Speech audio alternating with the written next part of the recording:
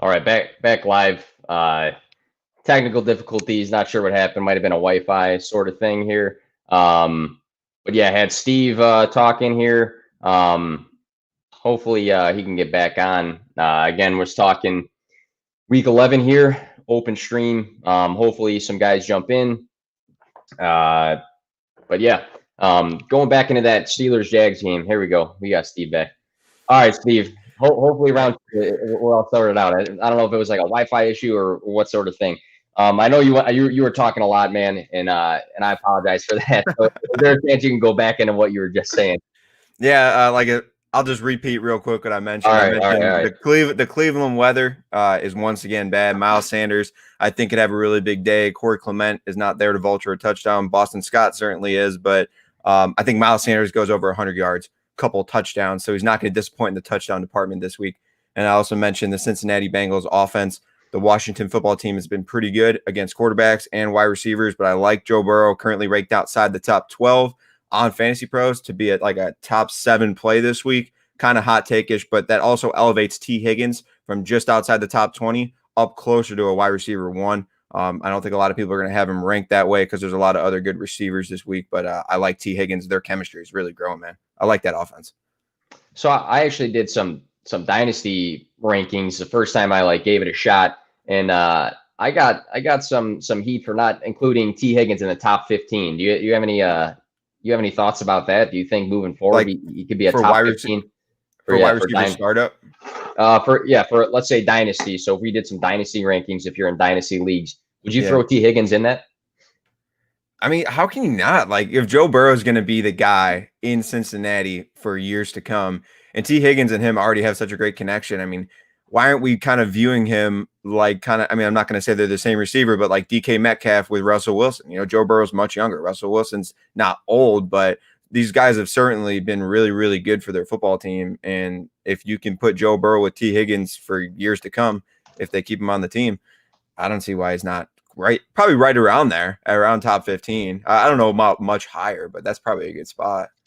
Yeah, I think so too. I mean, I like Tyler Boyd a lot. I think he's Yeah. doing well. I think that Higgins just maybe offers a little bit more of an upside in the ceiling than Boyd might. If we're looking for strictly PPR consistency of catches and things like that, and maybe we look towards Tyler Boyd. But Higgins has been offering some big plays. We saw that in that national championship game where Burrow was playing against him, and T Higgins was catching balls and stiff arming guys to the ground there. But yeah, I'm a big fan as well. You got some. You want to stick around for a little bit and talk some other games here? I Yeah, just let's do it. dipped, yeah, I dipped briefly into the Steelers and Jags. So the Okay. points that I said was so I'm just looking at these games like what's interesting about these games? What are we looking Sure. for out of these games? And the first thing I said that stuck out to me was James Robinson being the RB3, I think, right now.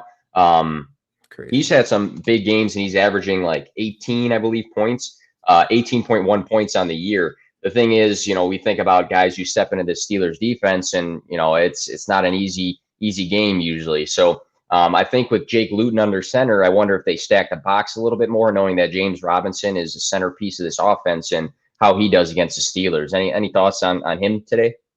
Well, certainly the Jaguars are going to have to throw the ball. The Pittsburgh Steelers actually aren't that great against wide receivers. So if they're going to have a chance in this game to at least stay in it, they're going to have to throw the ball. DJ Chark's going to have a good game. Jake Luton's going to have to play good. But as far as James Robinson goes, it's a volume play. I mean, if it's fantasy, of course you're starting him, and they're going to give him the ball. They're going to give him his fair share of touches. He's certainly been the guy all year long. Like, he's been such a surprise. If you were able to pick him up, that's the kind of guy that wins your fantasy football league. You know, top 5 running back you found on the waivers.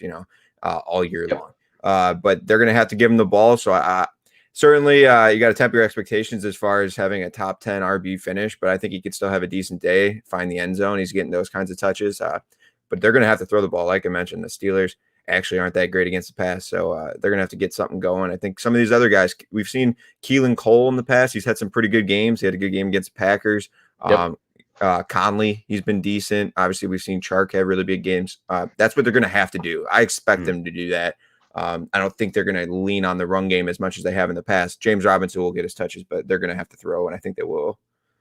Yeah, I think the one solid thing about James Robinson is just that volume, because some of the other running backs in the league, unless they're one of the top tier guys, they're not getting 25 carries and 4 catches a game. Like, that's just insane, his numbers in volume.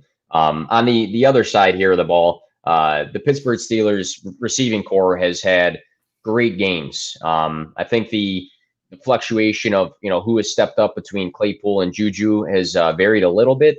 The guy I like a lot, just due to when he's healthy, he's getting a massive amount of targets, is Deontay Johnson. We're looking at games. He's had 13 targets, 15 targets. The last 2 games, he's had 21 targets across those 2 games. So the one thing that's frustrated many fantasy managers has been he's played in, like, I think 2 games or 3 games where he's finished with 0.9, 0.8, and 1.6 because he gets banged up in the middle of the game. So I mean, I don't know if you can go into these matchups thinking, I don't know if I want to play Deontay because he might get hurt. But I think as far as the 3 goes, he's my 1 out of them 3. Any thoughts on the receiving core and what you can expect from these guys on a weekly basis? I mean, you certainly cannot predict injury. Like you mentioned, all those bad games were the games he got banged up. All the rest of them, he's been peppered with targets, and he's had really good games. He usually is the wide receiver 1 for the team, and that's how I view it.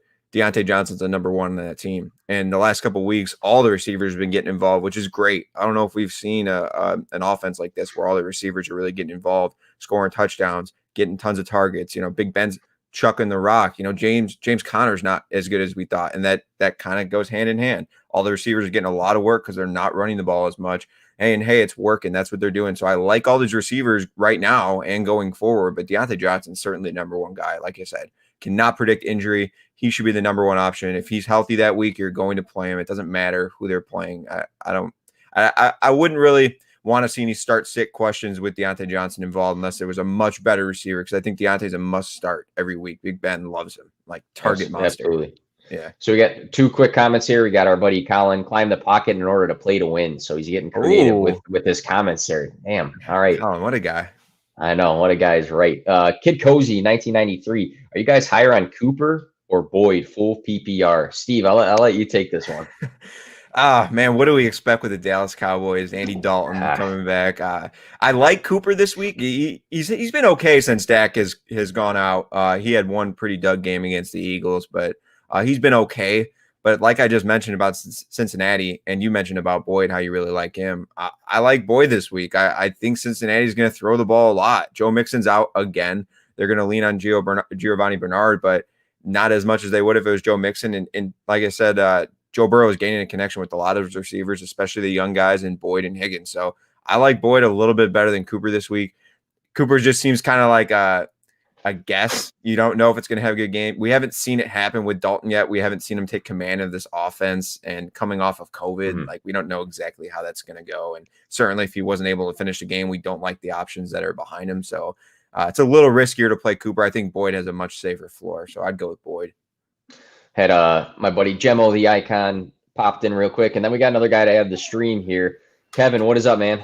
Hey, what's up, guys? Hey, I'm glad you hopped in. Steve was on, and we went with the first stream, and for some reason I got cut out of my own stream, so I'm happy we got it going. So, Kevin, why don't you let everybody know where we can find you, obviously, what you got going on, and then after that, give us your maybe a hot take for this week. Yeah, so you guys can find me on Twitter at DuBois_22. Me watching my Cowboys lose every week. And you can find me at Hammercast. I write a lot of Debbie stuff and Dynasty stuff. And then other than that, just kind of active on Twitter and going through there. Hot take, I think Jonathan Taylor's still going to be his team's running back 1 today. So I think even though our boy Hines, everybody says he's going to be the guy, give me Taylor today. I actually have a prop bet in for him over 34 yards, which isn't high, but I think that he'll be the running back 1 today. Which is interesting because I think I saw Paulie Sleeper. Sorry, no, you're good. She's vocal back there. Love it. I love that picture. I was showing my buddy who was over yesterday. It was your daughter holding the P2W shirt, and I was like, man, if this ain't one of the most badass thing I've seen in a while. That was awesome.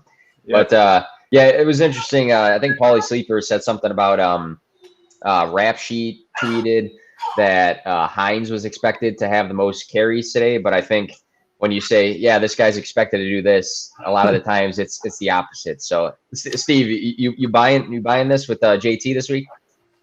I think they both see a similar amount of work. I like that prop though. What did you say, 34.5 yards or something? That seems really low. The Packers certainly can get beat on the ground. That's their weakness. So a guy that can ground and pound. I like JT. I definitely like Hines though. I think Hines is kind of just fitting in their offense a little more. You know, Phil Rivers likes to run like, you know, the upbeat offense and whatnot, quick short passes, and it's just that's what's happening. And I don't think that's enough to take JT out of play. I think he's still the goal line guy, but I'd say like an even split between those guys today. Yeah, and I mean, I think Rivers, you know, historically is like the dump the ball off, and he's been connected with Hines. Hines was quiet for a handful of weeks there, but I don't think Rivers cares that, you know, JT was this massive prospect coming out of Wisconsin. I think he just wants to go out and do what he's done in the past. But I wouldn't be surprised if we have a big swing back in JT's favor. I wouldn't be surprised on the same note, though, if it's not. It's one of those like 50-50 sort of things for me. So, yeah. So, Kevin, we're just going through some games, man. You got some time to talk? Yeah. Give me a second. I'm gonna go make sure my kids not. I'm supposed to be watching my kids. Don't tell my wife. All right. Sounds good. We'll be here. So, Steve, we love it. Yeah. I mean, I was this morning so that I can have the trade off. I let my wife sleep a little bit more so that I can do this sort of thing. But the next game on the slide here, Lions versus the Panthers. So we got some interesting factors. Does anybody know, is PJ Walker, is Teddy Bridgewater, who's playing today? Do we know? I believe they're testing him out before the game. Bridgewater. Yeah. Yeah. So, and Stafford's got that thumb issue too going on. So I mean, I don't know if that really is going to restrict him too much, but this is going to be an interesting game. What do you guys, maybe one thing, what's something you're looking forward to see out of this game in terms of fantasy here? For me, I want to see if Marvin Hall can be that guy. And I picked him up in a couple of leagues, and I'm streaming him today. So I know our boy Detroit Beastie I kind of go with him because he's been big on him. So I'm shouting out to him to see maybe he can do that. And hopefully Stafford's healthy because I have Stafford everywhere. How about you, Steve? I mean, the Lions are banged up, man. Obviously Stafford banged up, Galladay not playing, DeAndre Swift concussion, Hawkinson's a little banged up still. Like they're banged up. I'm interested to see how this offense goes, especially if Bridgewater's in play for the Panthers. I don't think this is going to be an exciting game. Hopefully they get Mike Davis rolling on the other side. But as far as the whole game goes, I don't know how it's going to go exactly as far as production and a lot of points. I don't know what the over-under is on this game. Do you have that kind of information handy? I do not. I believe it was 2.5 for the Lions, I think. So we did it last night. I think it might be 2.5. 2.5. Yeah. Whatever the total is, I feel like I would definitely – it's probably moving down at this point. But if you got it earlier in the week, you probably if you took the under, that's probably a good bet by now. I wonder, Steve, I think you got him on our Dynasty League that you manage. I wonder if Quintez Cephas, who was one of my preseason sleepers, I wonder if he steps up somehow in this game. But yeah, I think if Teddy plays, I wonder if he's like very, very conservative, knowing that he's a little bit banged up. I wonder if somehow PJ Walker plays, how that affects everybody else. Curtis Samuel with Christian McCaffrey still out might get some more carries and opportunities that way and be utilized in that weird gadget way. So he might be a good streamer this week as well, especially when he can do have a diverse role in this offense. But yeah, I don't know if it's going to be the Super Bowl game we'd like to see, but yeah, Lions Panthers. Patriots. The over under is 47.5. That's what it is. 47.5. Yeah, I could see that going under. I guess it's pretty good, but as far as the starters that are in the game, I mean, certainly the Panthers have all their wide receivers healthy and whatnot, but if PJ Walker has to play, we don't know what to expect. I'm not sure either. For Detroit, guy you mentioned, Marvin Hall, he's been a pretty good spot start in the past with Galladay out. So I don't know. It's interesting. Legend, PJ Walker, baby. That's who he is. We'll see. He killed it in the XFL. Yeah. Next game here, Patriots Texans. So I did Mila's starts of the week. She said Deshaun Watson on that one. I think the Watson to Cooks connection is going to be big today. That's going to be my go-to. I know Will Fuller's been a bit better just in terms of overall fantasy production. I think we got Will Fuller is a wide receiver 14 on the year right now. Brandon Cooks, though, has been red hot outside of last week with that weather game. I kind of whiffed on that one because I still stuck with him in terms of starts of the week. But looking at weeks 5, 6, 7, 30, 21, and 13, and then week 90 at 17-3. So Cooks has been red hot. I think the Cooks-Watson connection is going to be the best in this game. What's something that sticks out to you guys? Go ahead, Steve. All right. I mean, I kind of feel you on that one. I own Cooks in a couple of leagues, and I really want that to happen. I saw Gilmore's back. He's going to play today, so he'll probably be on Fuller. But I don't think this New England Patriots defense like scares me as much as it has in the past. So I don't mind that Cooks to Watson connection. I don't know. Not really confident in the Houston Texans' ability to run the ball. I think the Patriots will be running the ball on the Houston Texans a lot. I think we'll see a lot of Damian Harris and a lot of Cam Newton around the goal line and whatnot. But I'll be looking for that Cooks connection, hopefully another 100-yard day and possibly a touchdown. So, yeah, I'm looking forward to Sony Michel coming back and ruining everybody's lives for Davian Harris, and we'll see the Patriots do what the Patriots do, and they feed him. But other than that, can Cam do it? I kind of just looking at props. I like Jacoby Myers right now. His over/under is 4.5 receptions. And he's had about 85 targets the last 3 games, it seems like. So if you look at him, like, I love that prop because that's pretty much all they throw to. They don't really have any weapons on that team. So I would look for that, but I think they're going to run, and then just try to hold Deshaun Watson down. Yeah, they do seem to like Sony Michel a lot. So I wonder, maybe not this week, but when he is a full go here and back to it. I mean, Damian Harris has been very good. I mean, his yards per carry have been very good. But at the same time, we don't know what they're going to do on offense in terms of the running back position. So it'll be interesting to see that sort of depth chart outlook in the next week or two. I don't know if I see it. I feel like Damian Harris, I feel like they really like him. They liked him before the season started. He obviously got banged up, and he's been running really hard given the opportunity the last couple of weeks. And I kind of got a feeling they like him a lot more than Sony Michel, but we'll wait and see. One thing that has been a big surprise is how far off James White has dropped in fantasy this season. I thought maybe Cam's not a massive dump-off guy. I mean, he did to a degree with McCaffrey back in the day, but to see James White be pretty much a guy that could be left on waivers right now has been a kind of surprise to me this season. Going forward here, Ravens-Titans is going to be a very fun one to watch. The thing that I'll take note on, though, is the Ravens defense we think about is maybe a top 3 in the league. But the last couple of weeks, they've been giving up a lot of points here. Against New England, 23 points. Against Pittsburgh, 22 points. And then back in week 6 against Philly, 28 points. So I think we think of this defense as being very good, and I agree to that. But at the same time, I think they can be exploited a bit. So do you guys think Ryan Tannehill is going to have a good game? No. I'm kidding.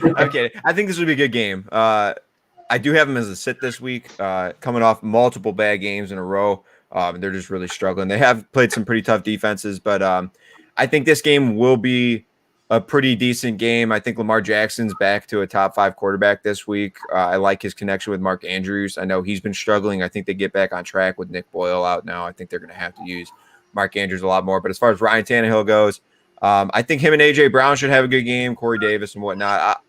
I guess I'm not super confident in the play. I'd probably have him at a low-end QB1, maybe high-end QB2. But coming off multiple games in a row where he hasn't played well, I'm not really confident starting him if I have a better option. But we've seen what he does in the past. He's been pretty decent. So if you have him, he's your best option. I don't feel bad putting him out there. But if you have a better one, I wouldn't think twice. Yeah, I mean, the Titans are getting 6 points in this game, and that's a lot of points for this game. I actually kind of like the Titans, and I think the Ravens might win, but I think the Titans cover that. It just kind of depends on Henry. Can Henry get going here, and can they control ball control? And Tannehill doesn't make mistakes like he has been prone to do. So I like that. I like what you said about Mark Andrews. There's actually a prop can he score a touchdown? I think he does get a touchdown in this game. And he had a little bit of better game last week. And so I like that. And I don't know about you guys. Is Marquise Brown going to, come out of retirement and That was step my next question. who is Marquise Brown? I have him in a league, and he's really. I'm actually contemplating this right now. Should I start him or Jakeem Grant? That's my life right now. As I'm thinking, I cannot believe I'm actually contemplating those two players. With Marquise Brown, I mean, if you're playing in a 10-12 man league and he's sitting at wide receiver 46, I think he's been the talk of potentially being a cut guy. I mean, last game, 7 targets, which is good. We like to see that in fantasy. He caught 2 of those passes, though. So not sure who that was on. I think Lamar's passing accuracy and ability has been a little iffy this year. But, man, his last 3 games, 7-3, 6-8, 3-4. His ceiling this season has been 19-8. He's been above 14 points twice. All right. So that's sketchy. I mean, I think we're all still going into 11 weeks of football here, waiting for Marquise Brown to have that big game we saw like week 1 against Miami last year, where he was just taking off for some touchdowns and having those big plays. But it's tough. It's tough to plug him into your lineups right now. Maybe this is the game. I like him more than Jakeem Grant this week for sure, though. I would take Marquise Brown in hopes that he can get more involved. Like I said, Lamar Jackson seemed to play a little better last week. Obviously not passing as efficient as he did last year, but I think Marquise Brown is just higher up on the depth chart. Obviously, he's going to see more targets than Jakeem Grant. I don't know what to expect there in Miami every single week, so I'll take him this week. I'm a Marquise Brown owner. I'm sorry. I don't have him anywhere. I'm pretty happy about that. There's a lot of big believers over there about Hollywood, but he hasn't shown it to me for consistency wise. So I didn't draft him again this year, and probably going to go next year. Same thing. We got Blake Hunt, 1988, pick 3, CEH, Duke, Gio, and Ahmed. Standard scoring. Thanks, guys. It's a tough one. All right, who's stepping up on this one here? Up to you guys. Go ahead, Kevin. Oh, all right. Standard scoring. It's one of those like this. I don't play a lot of standard scoring, but I don't either. Probably go. I'm gonna go CEH just based on the offense he's in. I expect him to get a touchdown. Hopefully this game. I think the Le'Veon Bell experiment's over. Hopefully in Kansas City. And then I guess Gio. I think Gio does score those touchdowns, and he actually does get some goal line work for Cincinnati. I guess I would go with CEH and Gio. And then Duke, maybe. I'm not a big, like you said, with the – I don't know. I don't know what's going on over there. So I would probably go with the 3 guys that I think are going to get the most work. So give me CEH, Duke, and Gio. Yeah, Duke and Ahmed are like real close in ranking, I'm sure, in everyone's rankings. I feel like I kind of like Ahmed a little more this week, but you really can't go wrong with either of those guys. I think Duke has a chance to see more of the running back touches on his team with Matt Breida coming back. We don't know exactly how the Dolphins are going to use him, but I like what I've seen in Ahmed.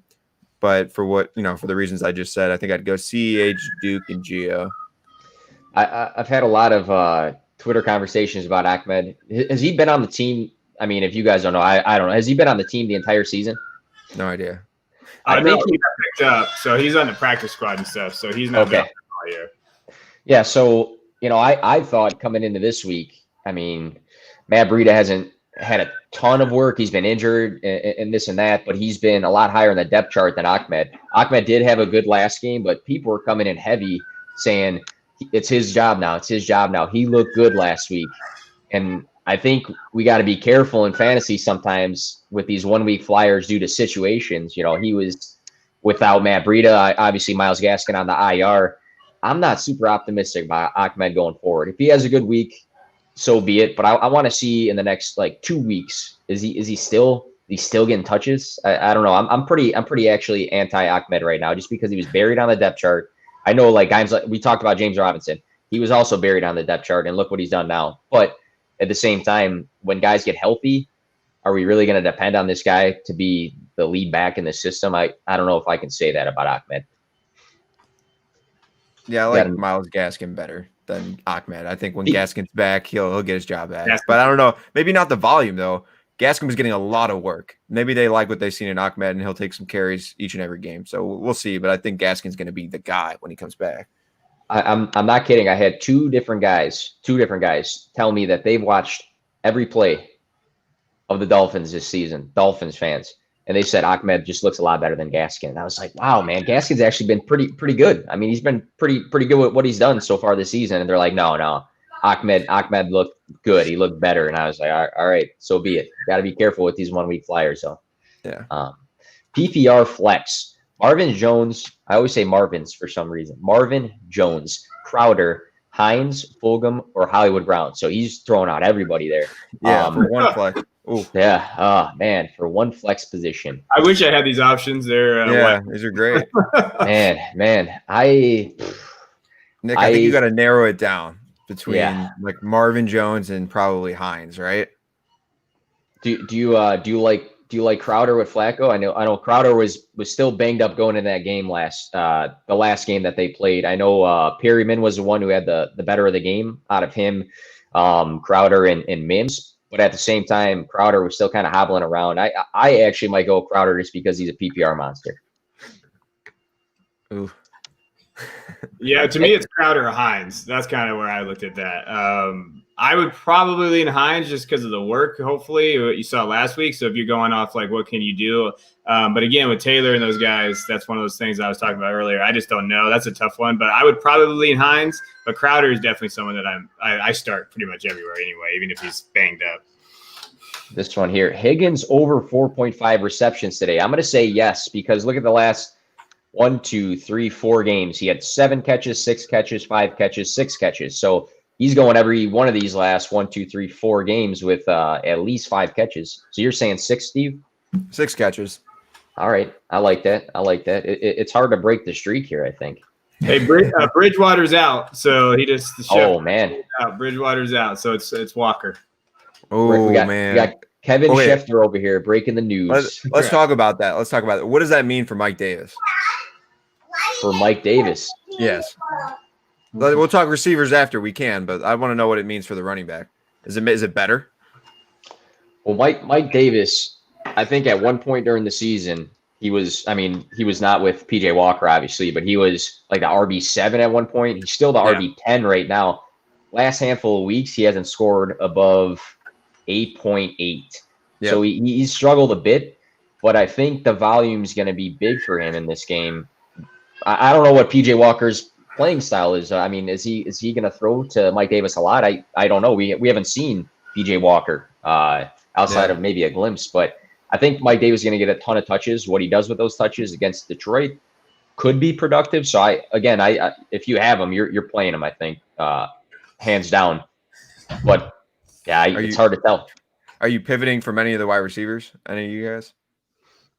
It depends on how deep the league is. I'm going to be starting Robbie because I have to start Robbie. I don't have DJ Moore, but I'm going to start Robbie. I actually don't think Walker's that bad of a quarterback. Now, I watched a lot more XFL than probably you guys did, but I really liked watching Walker out there. Like, he did tear it up, and I know it's the XFL, and I know it's a little bit different, but I love Joe Brady. I think they're going to get him involved, and they probably have an offensive scheme set up for him. So I actually don't mind it. I'm actually going to be starting him because I have him or Teddy Bridgewater in a league, so I would be rolling today. So that'd be exciting. But I would probably keep Robbie and those guys, unless you have obviously a better option. But I don't. All right, yeah, that's super interesting right there. I think it's gonna be a flip of the coin how that offense operates. All right, guys, wife's calling me. I got to get out of here, but thanks for letting me come out. All right, man. Thanks for hopping in, Kevin. Yes, man. So, Steve, looking at the Eagles and Browns, a lot of people were super high in Fulgham this year. Last game, 1 catch on 5 targets for 1.8 points. One of the maybe not hot takes. It kind of is a hot take, but my start of the week for the wide receiver position, I think it's going to be the Jalen Reagor breakout game against the Browns defense. He saw 13 targets in the last 2 games, and I think he's got that big play ability. He scored a touchdown in the last 2 games as well. I'm saying Reagor is going to be the best option as far as pass catchers in this game, both sides of the ball. How hot of a take is that? I don't think it's a hot take. I like that take. I think Jalen Reagor is slowly becoming the number 1 on the team, although I do really like Travis Fulgham. When we've seen him play, when he was getting peppered with all these targets, I think he could even have bigger games than he had. I think some of the throws from Wentz, the past 3-4 weeks have been pretty bad. He has not been playing that well. He's been pretty erratic, and I think Travis Fulgham is pretty good. I think last week was an anomaly. I think he's going to have more than one catch for every week for the rest of the season. I think it's going to happen. I really like him, but I do think Rieger is passing him up on the depth chart. I don't think they're necessarily the same style of player, but I do think Fulgham is like a good replacement for like Alshon Jeffrey. Like I think that he can take whatever targets Jeffrey was going to get, and we saw Jeffrey last week. What was even targeted? Maybe one target, no catches. I know he's coming back from injury, so maybe it was just, hey, let's get you back on the field so you can get the feel right, and then next week we'll get you going. But hey, he might only see a few targets a game in Alshon Jeffrey, and I think those targets that would have gone him are going to keep going to Fulgham. I think they really like him there. They kind of hit a little diamond in the rough there with Fulgham. Alshon Jeffrey, one target, like you said last game. Do we have any concern that obviously he's been better than what Greg Ward has done in the past, but Greg Ward, I mean, week 3, 20.6 points. He had 15.2 week 7. Do we have any concern that once people are healthy, that Fulgham is not really important to this offense, or do you think he's solidified his role? I mean, you kind of touched on it, but I think his role is solidified. I mean, we've seen it in the past, some news that came out where they mentioned that Fulgham was their X, and maybe that was just situational for who was actually healthy, that he was going to be their X. But what I've seen from play, I think he's higher than Greg Ward on the depth chart as far as how it really is. I think he's just more physical. He's more of a wide receiver specimen. Now, that doesn't mean Greg Ward's not good. He's actually got a pretty good role on this team. They really like Greg Ward. I think all these guys are going to have roles. That doesn't necessarily make it good for fantasy because I think the ball is going to get spread around a lot of different pass catchers every single week. This is not one of those offenses that just have a couple options that you go to, kind of like the Chiefs or something. It's Tyreek Hill, it's Travis Kelce, and then pick your third wide receiver who's having a good day that week. I think any given week for the Eagles, all these guys can have a couple catches, and it's not really great for fantasy. But yeah, I think Fulgham's a little higher than Ward, and I think he's got his job there for sure. Yeah. So give me the odds of this. This is the next game. Give me the odds of this situation happening today, because this has been the talk of Twitter, obviously, in Taysom Hill. What are the odds that Taysom Hill on the first offensive possession of the game lines up, runs the ball, and then on the next play we have Jameis Winston stepping in to throw the ball? What are the odds of that happening today? Probably pretty high. I don't think it's going to happen. If you mentioned those first two plays, if you mentioned that scenario, I'd say it's probably over plus 1,000. Like, I really don't think it's going to happen. I believe Sean Payton when he says that they want to get Taysom Hill, as their starting quarterback. They didn't give Jameis Winston any starting reps or have any packages set up for him. I don't think that Jameis Winston can't find some time to play in this game. But the Saints want to see what they got in Taysom Hill. We've seen him pass the ball in situations, and the dude's got an arm. He can toss the rock. He can play the style of football that today's NFL is leaning as far as being able to run the ball and be physical at that position. So I think this is kind of like a little audition for Taysom Hill. If he has a good game, I expect him to be the starter going forward until Drew Brees gets back.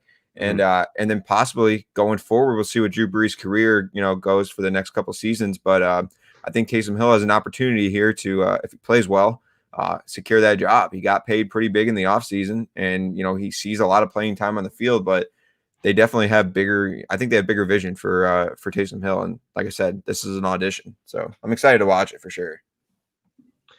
Got another guy jumping in. Mike, what is up, man? How's it going, guys? What's going on?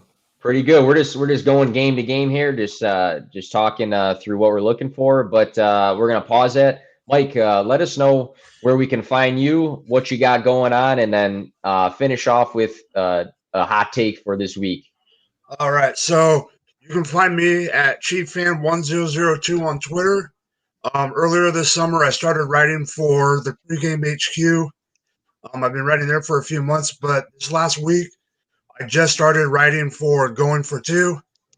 Awesome. For the rest of the year, I'm going to be doing a little bit of their betting stuff and then see what happens at the end of the year. And then my hot take, Kerryon Johnson, top two running back to play this week with the Swift out. Interesting. Yeah, he was a guy I saw on waivers And, you saw this big jump in his projection for the week. So they said he's going to take on the Swift role, which I think was not the Swift role of last week. I think it was the Swift role of earlier in the season where he might be the passing guy out of the backfield. But Steve, you like Kerryon Johnson this week? We didn't really talk about him too much in our game preview. I like him around the goal line. We've seen even with Swift back, or when Swift was healthy, we saw him bring Kerryon Johnson in and around the goal line and within the 5-yard line and whatnot, and pop the ball in, and it definitely pisses off Swift owners for sure.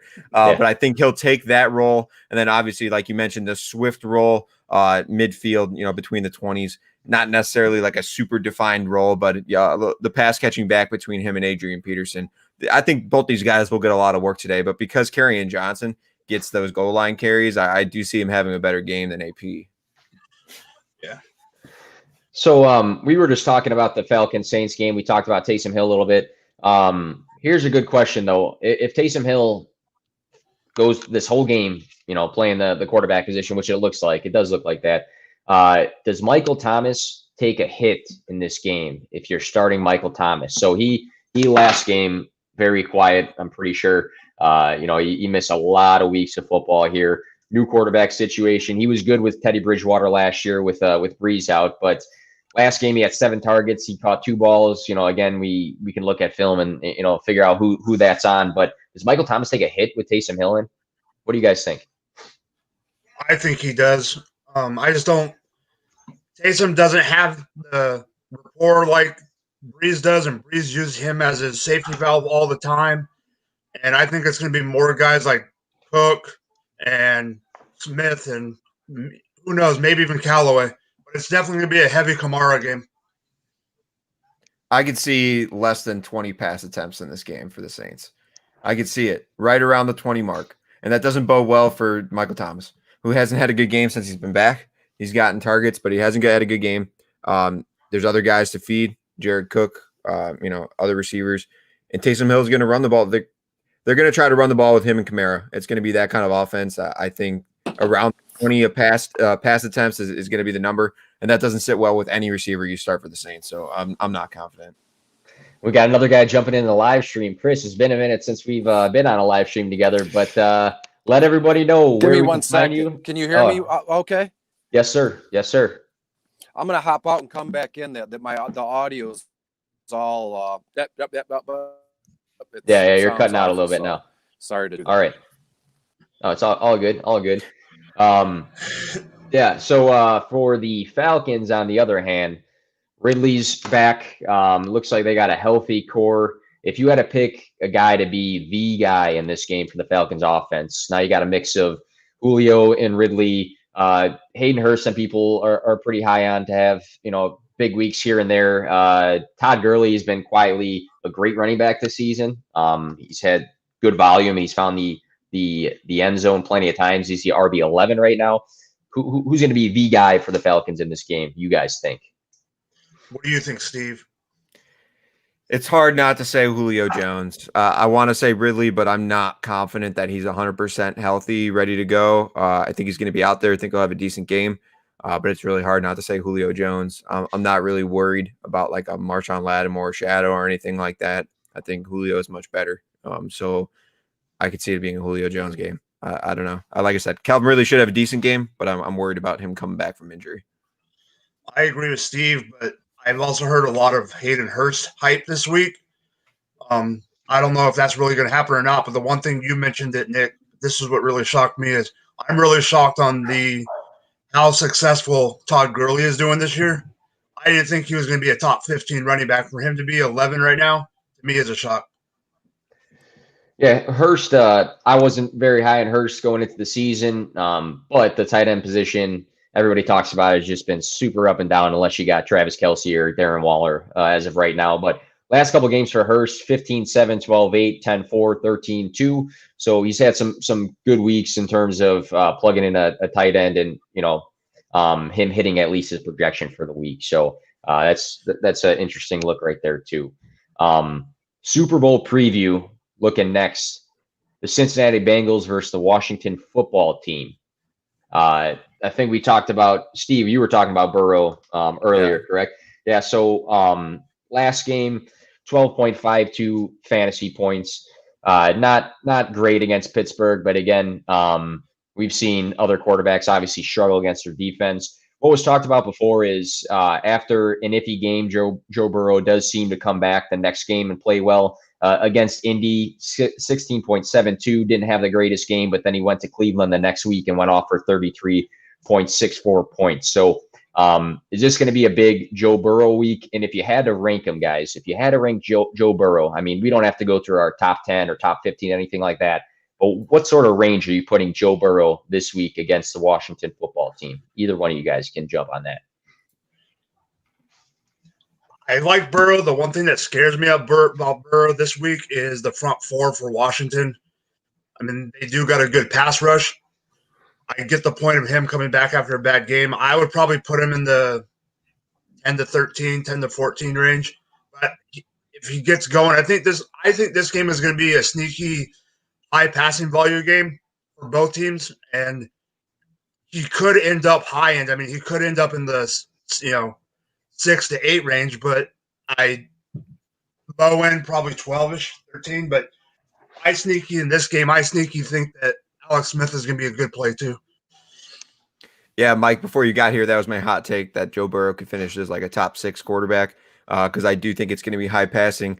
And it's a hot take because Washington has been really good against quarterbacks and wide receivers. They're the second worst matchup for wide receivers. And I think they're 22 against quarterbacks, somewhere around there. So definitely really impressive against the passing attack. I just think the volume is going to be high in this game. We've seen what Joe Burrow can do with the volume. He gets all these receivers involved. And even if they don't win the game, they're stacking up yards and catches, and that bodes well for fantasy. So I think that way this could be a decent game. It's, like I said, sneaky upside of like top 6 quarterback, top 7. But right where you mentioned 10 to 14 is probably correct. I think right now he's just outside the top QB1, so right around 13. But I think in my rankings this week, I have him at 11. So it's pretty close. Yeah, Alex Smith, like you said, Mike, it might be a sneaky play a little bit. The interesting thing last week to see was that he threw the ball 55 times. I'm not like the fantasy footballers, or else I'd have that button they press to scream 55. But I was about to do it. Yeah. You were? No, I couldn't. I thought about it, but I was like, no, I can't. Man, obviously, Antonio Gibson has been a hot commodity rookie this year. J.D. McKissic, the last 2 games, has caught 16 passes.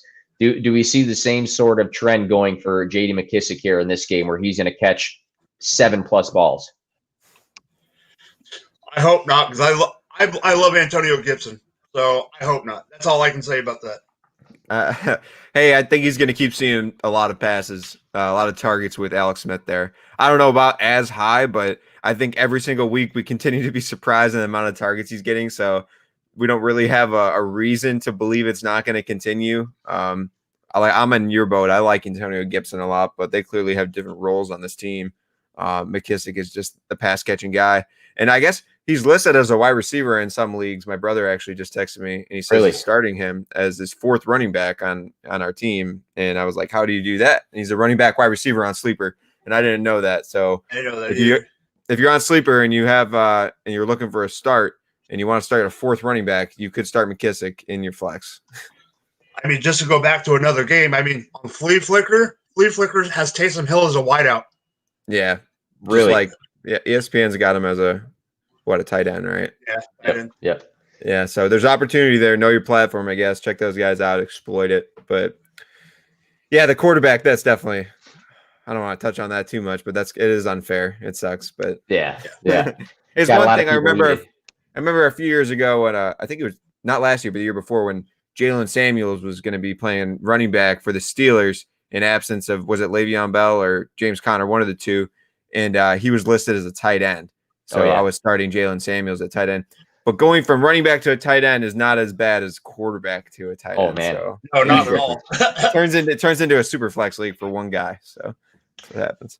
So the Jets Chargers, the wide receiver core for the Jets, Crowder, obviously, in the absence of some of these other guys, was seeing a massive amount of targets through the weeks. The last game with Flacco and Perryman had 7 targets and he ended up having 27.1 points on 2 touchdowns. Denzel Mims across 3 games has had 18 targets. Who do we like in terms of the wide receiver core for this game? Ugh. Which I know is a hot topic to talk about. Hey, let's talk about the Jets wide receivers. But do we like one of them like a lot in this game at all? Go ahead, Mike. I like Crowder all year. I mean, I had him as a sleeper at the beginning of the season in my first ever article, but I don't see much this week. I mean, like you said, it's the Jets, but everyone on the pregame HQ knows this about me. I absolutely hate Adam Gase more than any other person that's not a Jets fan. So it's hard for me to play anyone on that team, but it'd be Crowder if I had to pick one. I kind of like Mims. I'm not gonna lie. I kind of like Mims. Perryman is certainly interesting as well, but I hope I don't have to start any of these guys. I'm in your boat. I've always been a Crowder guy. He gets a lot of targets, and it's his volume seems secure. So I like the upside of Mims a little more than in Crowder. But if you got to go for like a floor play, a consistent play, I'd probably go with Crowder.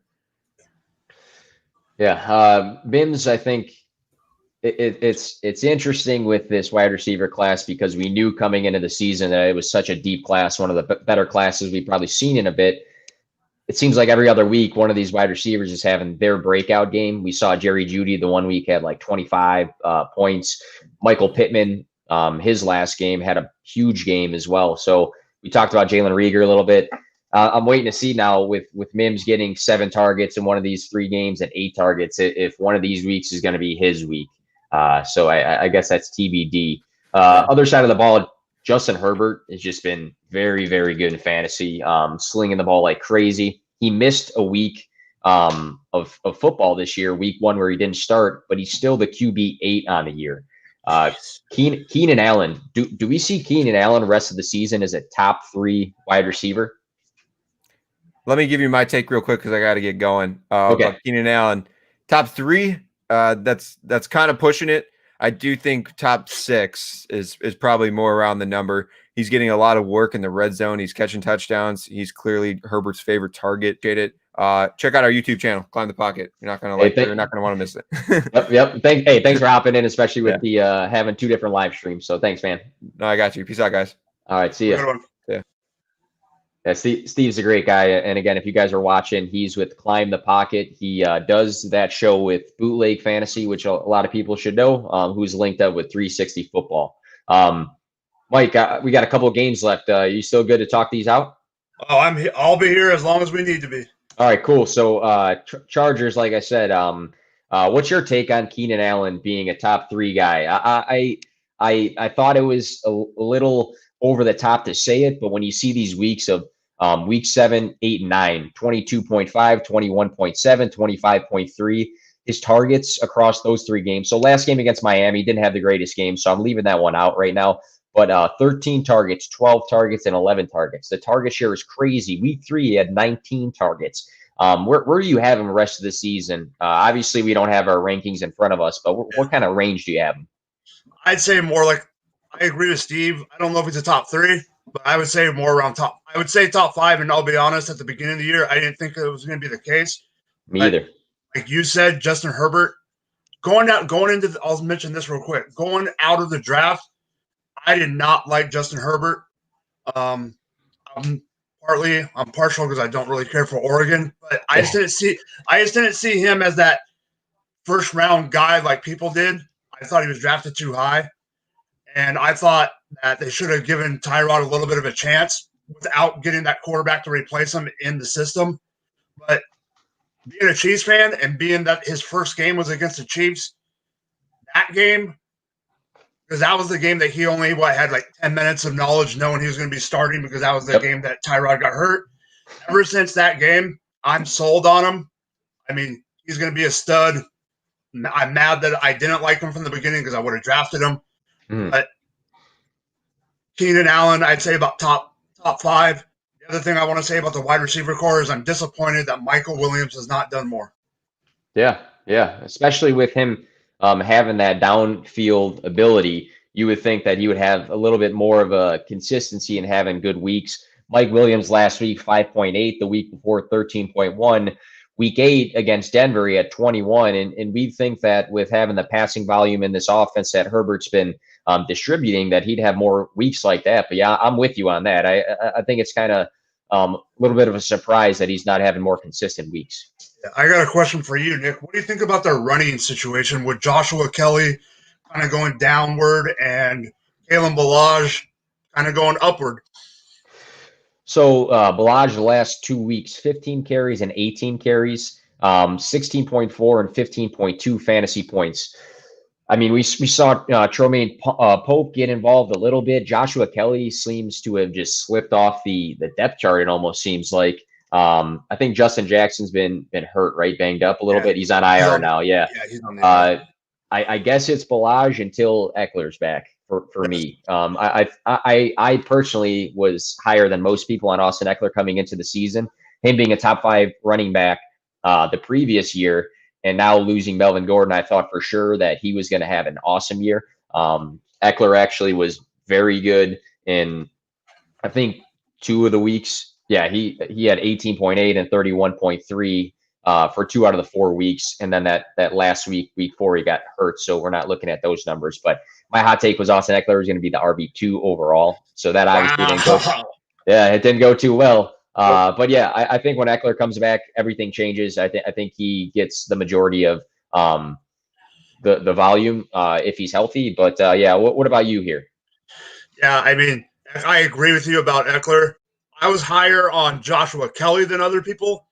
I thought he was going to do that role where, the more of the Melvin Gordon role. I didn't think that Eckler was going to be as high as you did, but I did think I thought Kelly was going to, kind of be a goal line and have his niche. But I don't know what it is, but he has not done squat. And it's definitely the Kalen Ballage show until Eckler shows up, like you said. Yeah, Kelly, weeks 1 and 2, he had 12 points and then 13.3 points. It looked like he was playing pretty well. He averaged 5 yards per carry that first week. And then the rest of the season, he hasn't scored above 10.9. 10.9 was the high after that. So to see him have the opportunity, not really capitalize, I thought was a bit of a surprise there. Few more games. Maybe we won't touch on all of them just for time's sake here. But Dolphins Broncos. I don't know. Do you know what the is it Ripien? Yeah, Ripien. Yeah. So do you think with him, is he going to have a big impact on everybody else in this offense? I was a massive Jerry Jeudy fan coming into the season. I thought for me, Jerry Jeudy was my personal wide receiver 1 coming out of this class. He's had some good weeks. He was a bit banged up this week of practice, cleared to play. He's going to play today. Do we have room to be optimistic about Jerry Jeudy versus this Miami defense? Here's the thing. I loved Drew Lock coming out of this season. I thought Drew Lock was going to be – I thought this was going to be the year with all the weapons that Denver has. Like you mentioned, Jeudy, Sutton at the beginning of the year, Fant, and KJ Hamler. I thought Lock was going to be a good, up-and-coming quarterback this year. I was wrong so far. The reason I bring that up is I don't think there's much of a step down right now from going from Lock to Ripien. So I think whatever we saw last week and the last couple of weeks with Lock to Jeudy, I think we can see the same. Yes, maybe the coverage goes his way and it opens up a little bit for Fant and maybe KJ Hamler and even Deshaun Hamilton, but I see Jeudy as a guy that is going to be matchup proof eventually in the league.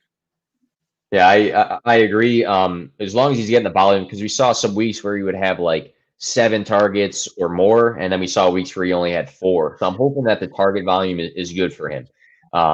Last question here for you, Mike, and then we'll wrap things up. Cowboys versus Vikings. So many different variables with this Cowboys offense through the season. Obviously, early on with Dak, he was throwing the ball like crazy, having great weeks, and the wide receivers were having big weeks too. If you had to pick one of the wide receivers to have a good week 11 here, who would be your guy for the Cowboys? CeeDee Lamb. I want it to be Gallup, but I say CeeDee Lamb. I actually am in 100% agreement with you. I think with him still, I mean, across the weeks here, 11, 5, 5, and 7. Those are his targets across the weeks. Even Amari Cooper has not been, I don't think, as consistent in terms of his involvement. Obviously, you look at him and some think he should be the clear wide receiver 1, but he's been pretty up and down. I mean, he did have some good weeks. Week 6 and 7, he was good. Week 8, he was a bust. Michael Gallup, super up and down as well. He did link up good with Dalton, though. I forget which week it was, but I'm going CeeDee Lamb as well. Do you think CeeDee Lamb moving forward is the team's wide receiver 1, or are we still going to look at Cooper that way? I think next year, this is what I think. Next year, I think it's going to be Lamb going to be the 1. Cooper's going to be the 1A, number 2. Gallup, in my opinion, needs to go to another team. I think Gallup could be maybe a 1A receiver somewhere else, but he hasn't got the workload this year. I mean, we all know that CeeDee Lamb shouldn't have gone to the Cowboys in the draft. I mean, he shouldn't have been there on the board. Yep. Yes, you had to take him, but when Jerry Jones took him in the draft, it was a question of who was going to be the odd man out of those 3. And Gallup is definitely the odd man out, and there's definitely places that could use a top-end wide receiver. Yeah, I agree with a lot of those points there. Mike, thanks for jumping on, man. I appreciate it. Yeah, for the people that end up clicking on the live stream late here, or if anybody's live watching right now, where can we find you? And again, what do you got going on? I know you got some new opportunities ahead of you that you mentioned before. Yeah, you guys can find me at ChiefFan1002 on Twitter. Find me at the pregamehq.com, and I also just started writing for goingfor2.com, and I'll be doing some of their betting stuff for the rest of the season. I appreciate it, Nick. Follow you all the time, and thanks for the opportunity. Absolutely. And again, thanks to everybody who chimed in here and logged on to the live stream. Thanks for everybody that watched live. Nick from PGW Fantasy. We have articles coming out through the week and other live streams. So, Mike, we'll have to link up again sometime, man. Thank you again. All right, have a good day. You too.